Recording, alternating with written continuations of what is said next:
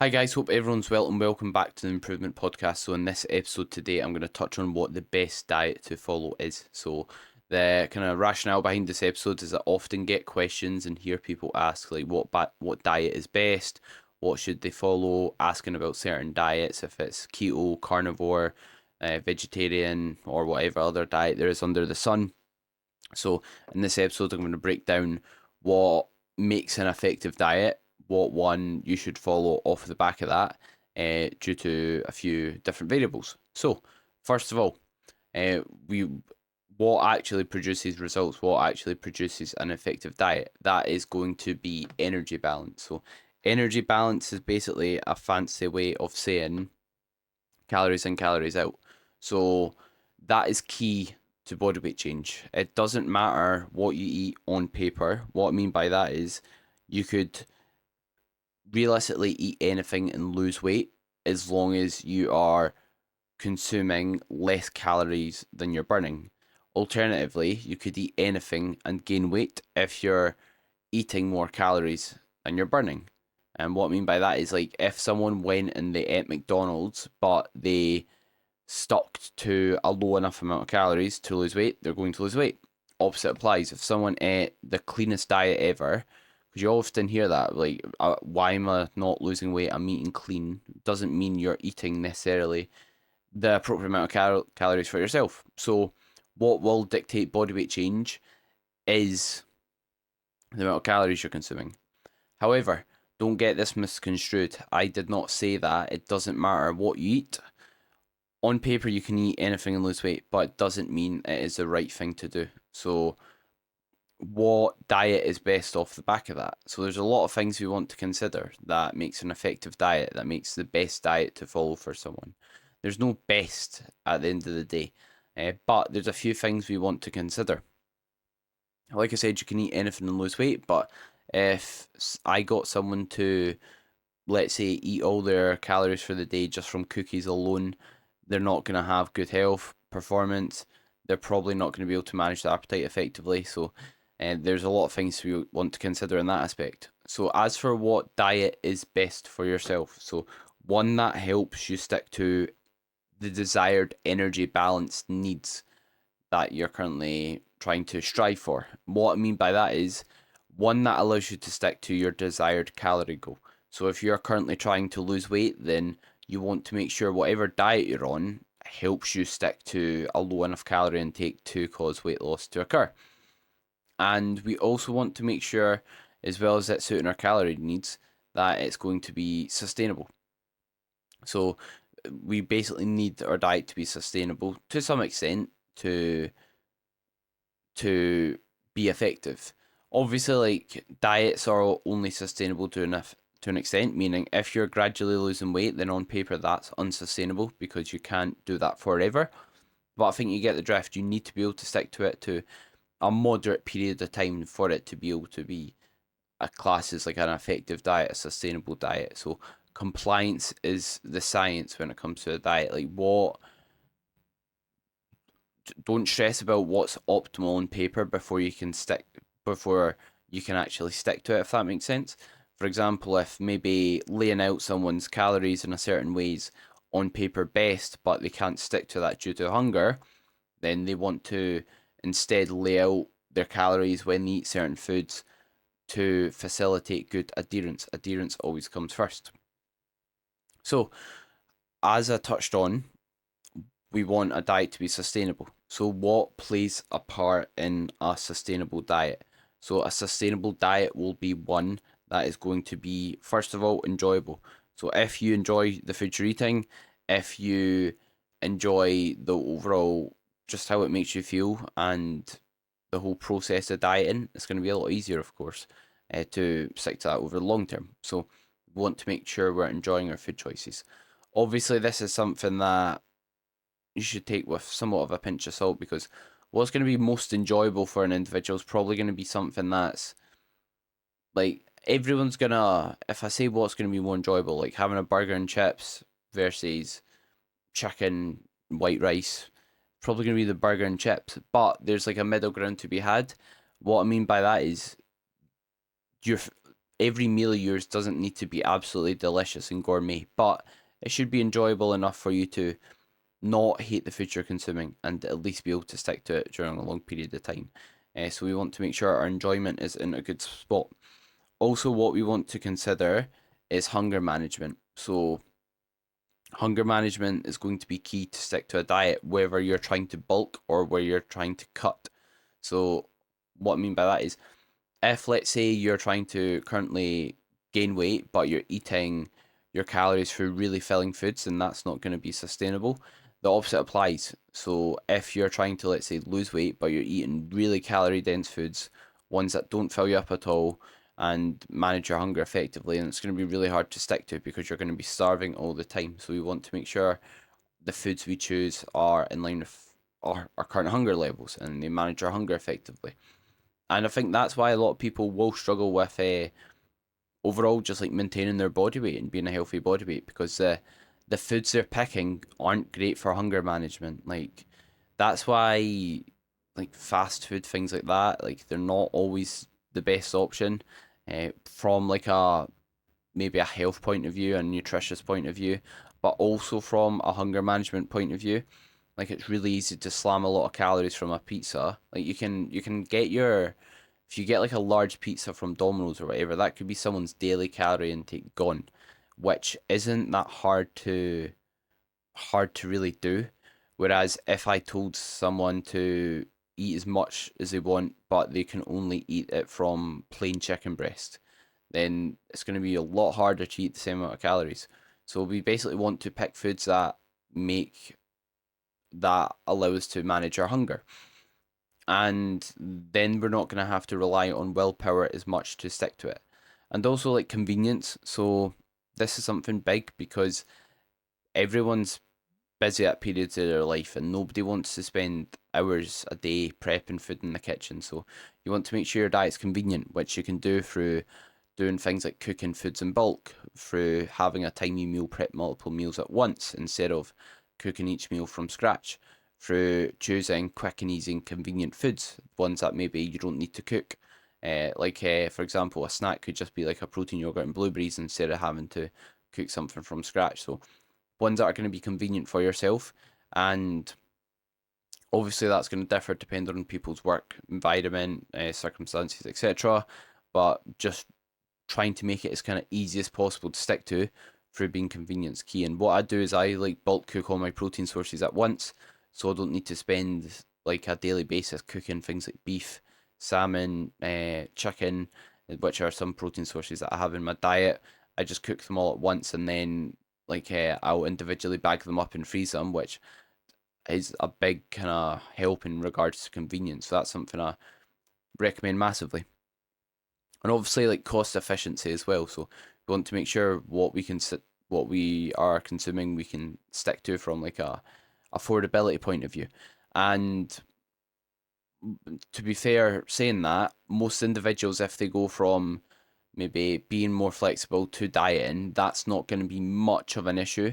And the reason I say that is because most individuals do eat out quite frequently. So, yes, maybe eating healthy could be marginally more expensive than eating some maybe poorer food choices from supermarkets, but most individuals will maybe be getting a takeaway once or twice a week. And that mounts up. Like if you spend £20 twice a week on a takeaway, that could cover somewhat of like a weekly shop if you're smart with it and you try and get efficient and effective food sources in your diet. So that's something to consider. It's like, yes, maybe it's expensive getting things like chicken, etc., but how much do you spend on a takeaway? How much do you spend on your car, your phone bill, etc.? It's like it's about prioritization. Like, do you need that new iPhone, or could you put that towards something that's going to benefit you more, like a gym membership and actually looking after your body with quality food choices?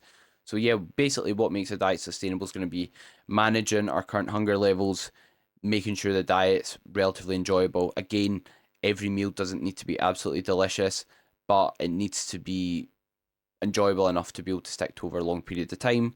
And it needs to be convenient, so convenient in terms of prepping food, which you can do through things like bulk cooking, and also just picking foods that don't take a lot of time to prepare, and cost efficiency as well, as I touched on.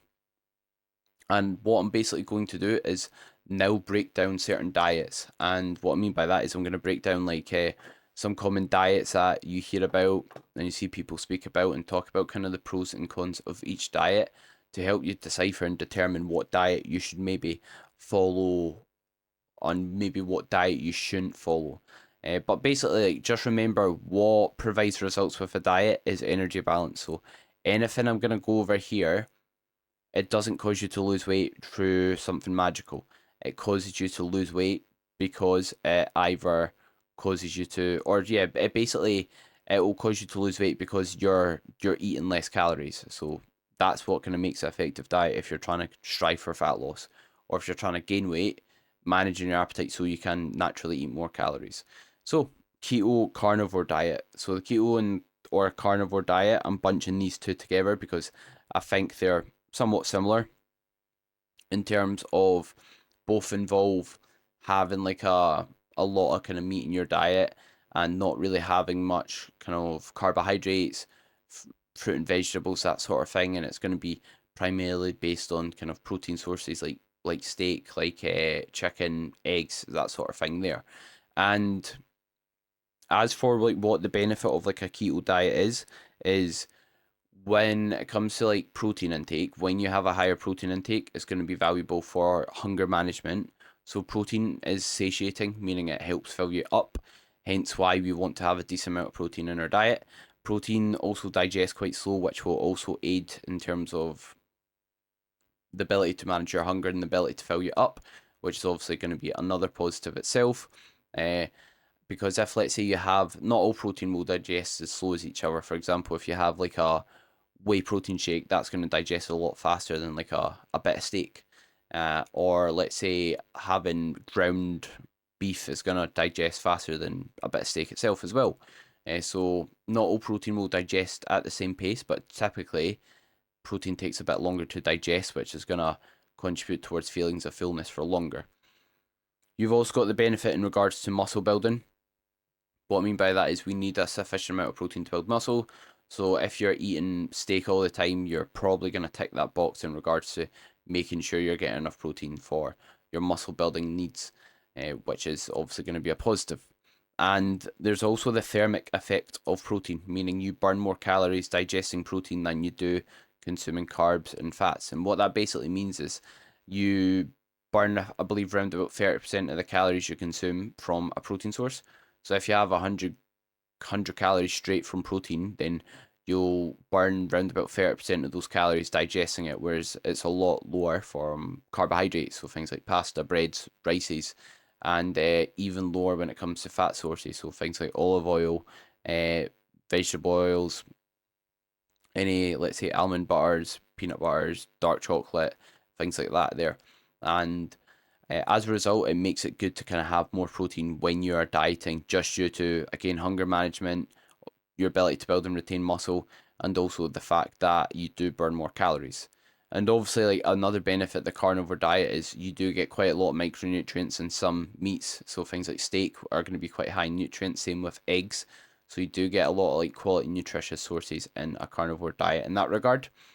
However, it does come with its cons. So when it comes to a carnivore diet, it's pretty restrictive and unsustainable because you don't like, if let's say you're going out for food or you're on the go, you're not always going to get maybe a food option that's going to be classed as like keto or carnivore that you will be able to consume.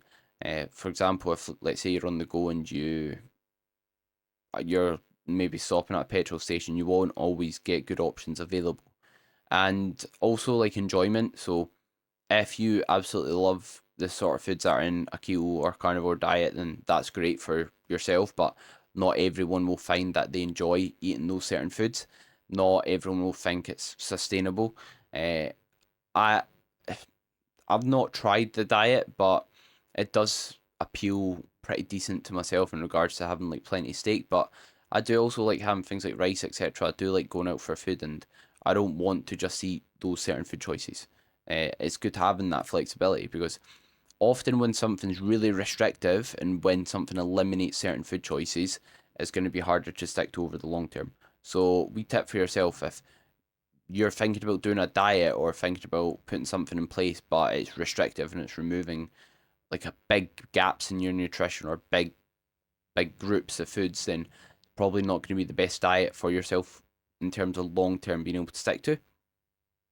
And another con of the keto diet or carnivore diet is you'll have potential gaps in your nutrition. So it's not going to be that ideal trying to get all your nutrients from things like just meats basically. Like you're probably going to have gaps in your nutrition or deficiencies in terms of micronutrients unless you're really really smart with the way you go about it and you're really really diligent with the sources of foods you do have. But you're probably going to run into some deficiencies from removing whole food groups from your diet, and again it's probably not sustainable as well. So that's another potential con of the keto diet or carnivore diet. And also like a lack of energy. So if you're not having any carbohydrates, carbohydrates are our main energy source. So that's going to have a potential knock-on effect on your ability to perform well in the gym, especially when dieting, and our overall carbohydrate and glycogen stores are going to be lower. So if your goal's building muscle, although like this diet can give you a sufficient amount of protein intake, like we don't just want a good amount of protein in our diet, we want a good amount of carbohydrates in it around the training window in particular to be able to perform well. So what you can consider is what to take from the keto diet or carnivore diet. What's something? Why does it usually work for people? Probably because of the high protein intake, which helps manage hunger and helps your food digest slower. So that's probably why it's effective, not because it's anything magical. Another con of it is a lack of fiber. So fiber, yes, you don't need fiber in your diet, but there's a ton of studies showing that fiber is a positive for our health, and as fiber levels increase, generally, I believe like your health increases and like your overall most likely going to be like a healthier individual as a result of that. So that's another potential con in terms of your ability to digest that much food. And realistically, like if someone's trying to run a gaining phase and they're eating like just carnivore, they're following the carnivore diet, like it's going to be extremely hard to get enough calories in your diet and again have the energy to be able to perform well, because if we can't progress our lifts, then we can't basically build as much muscle as possible. So that's a potential con there. And moving on to the vegetarian or like a vegan diet, so the the remove when it comes to like this diet is again what it's basically doing is removing food groups from your diet. So when I'm talking about this, I'm not talking about it from like an ethical point of view. So if you want to be vegetarian or that just because you don't want to don't want to eat animal products, I totally appreciate and get that, and that's fine, and I respect you from it. Obviously, there's some kind of back and forth in terms of is it actually ethically that much better, because like how much like pesticides do you kill in terms of putting on like preserving things like plant products, etc. And you're actually, you could argue like if you're making land to kind of farm on, then are you actually like killing off certain kind of animals, insects in that environment? So, but I'm not here to say that you're a better or worse individual, or to argue from an ethical point of view in regards if it's better or not having a vegetarian diet or not. I'm just discussing the potential cons and pros of the diet. So obviously vegetarian and vegan diet, potential pros of it is it might encourage you to have a lot of fruit and vegetables in your diet, which is going to help in terms of appetite management. It might remove certain poorer food choices from your diet. So people like with some kind of studies in regards to vegetarian diets or that, like some people say, oh, it's better for your health, and maybe like vegetarian people are generally healthier. And I don't think there's anything magical about the diet that makes it instantly healthier. I just think the people that are more likely to be vegetarian or vegan are the same individuals that are probably likely to exercise more and not smoke and not have, you know what I mean, like quite rubbish food choices, if that makes sense. So there's healthy ways to go about it and unhealthy ways to go about it. Meaning, if you're vegetarian and you're just eating chips, stuff like that, then it's not really going to be amazing for your health. However, if you're having a wide array of fruits and vegetables in your diet, if you're having good whole grains in your diet, then you're and still trying to get a sufficient amount of protein, then it could probably be quite a healthy and effective diet to follow.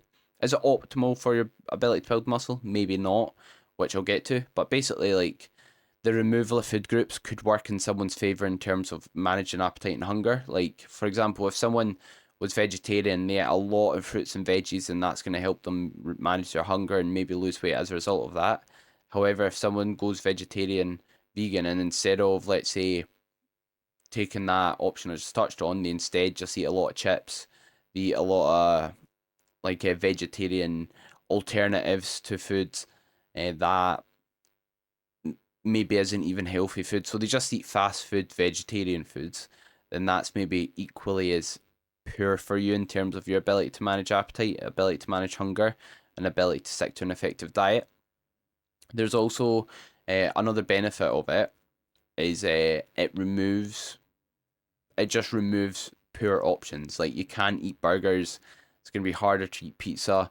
It's going to be harder to eat some calorie dense food options, which could therefore limit the amount of foods you have available. So some people might, in the short term, lose weight following the diet, and I don't think it's actually that like anything magical about being vegetarian or vegan. I think it's just like when they first start it, half their food options are now not available. So they're like, what do we eat? So they take a while to get over the period of actually finding foods they can eat, which causes a temporarily drop in their overall calorie intake, I believe.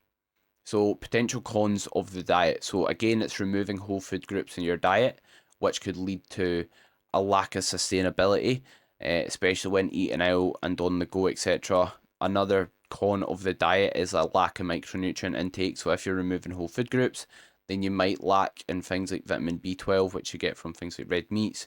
You might be low in iron in your diet, which is obviously not ideal for your general health and energy levels, and also your ability to hit your protein goal. So yes, you can get protein sources that are vegetarian, but it's going to be really, really hard to reach your protein goal unless you're extremely on the ball with it. And as well as that, it's like, even if you do manage to hit your protein goal, it's going to be quite convenient and much more difficult to achieve, and it's probably going to be hard to manage good digestion if someone's, let's say, in a gaining phase and they're eating a lot of calories. Because, like, if you're having, like, oh, I know myself, like, even just managing digestion, not being vegetarian, it's hard enough itself. And if I needed to get an absolute ton of volume of food in from fruits and vegetables, which you should still consume if you're gaining or bulking, and I do. But if I had to consume all my protein sources from them, I could see myself running into certain digestive issues, for sure. So that's a potential con of it as well, like your ability to just manage good digestion as a result of that, as well as maybe having certain deficiencies in your diet. So as you can see, there's a trend here. There's removing whole food groups probably isn't a great idea. And next up is fasting. So fasting is basically when you shorten your eating window in some form. There's different kind of methods of fasting, different time frames individuals can fast in. But what is the potential pros of fasting? It's some black and white guidelines and kind of rules to follow, which can help in terms of adherence. So like, that's why some diets can be effective, because it gives them like good structure, positive structure, that helps them unconsciously eat less calories, and eating in a restricted window can be one of them. So it's a good black and white guideline to follow, and it helps people adhere to a lower calorie intake as a result of that. Especially like if someone's not that hungry in the morning, or they're really busy in the early half of the day, then not eating in that part of the day, although it might not be optimal for building muscle or performing if you're training first thing, could be a good idea for someone who just wants general fat loss and want to kind of adhere to a lower calorie intake accordingly. And the reason being is, like, if someone's not hungry, then why, apart from obviously the muscle building benefits, and why have calories, if that makes sense? Like, why not save them for when you're hungry and when you're gonna actually don't not require them, but when you're actually going to maybe struggle with the adherence side of things. So basically, it can help you kind of lower your calorie intake just due to eating more calories in a shorter time frame, which can help in terms of hunger management for some individuals.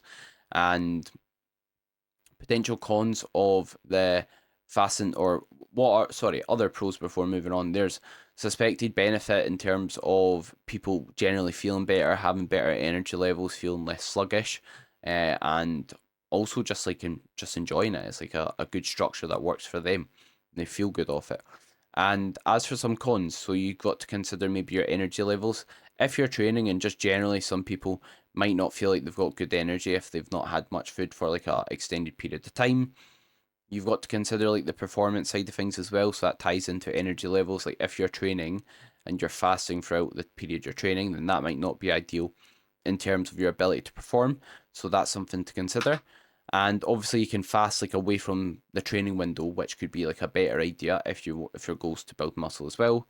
There's also the muscle building potential downside as well, because basically when we want to build muscle, we want to spike muscle protein synthesis, which is basically get servings of protein in between, let's say, 2 to like 4 hours apart. Ideally, like the more times we can have protein servings in with like in a 2.5 hour, 3 hour period, the more times we can spike muscle protein synthesis, which is basically like a anabolic signal, and it's basically like spiking muscle growth to take place. It's like